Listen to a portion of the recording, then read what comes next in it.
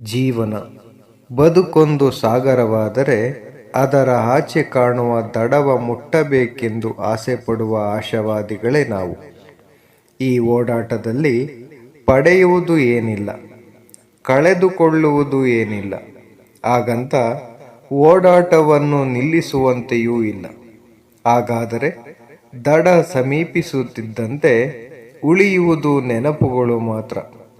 ಅದರಲ್ಲಿ ಮನಸ್ಸಿಗೆ ಹಿತ ನೀಡುವ ಸುಂದರ ಅಲೆಗಳು ಕೆಲವಾದರೆ, ಮುಳ್ಳುಗಳಂತೆ ಚುಚ್ಚಿಕೊಳ್ಳುವ ಭುಗಿಲೆದ್ದ ಸುನಾಮಿಗಳು ಹಲವು.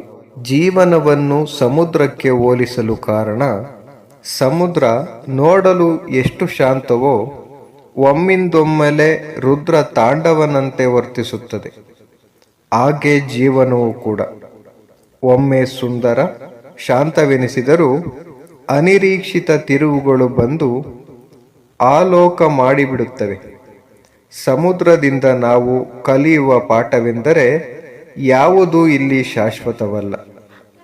ಅಲೆಗಳಂತೆ ಸುಖ ದುಃಖಗಳು ಬಂದು ಹೋಗಿ ಮಾಡುತ್ತಲೇ ಇರುತ್ತವೆ.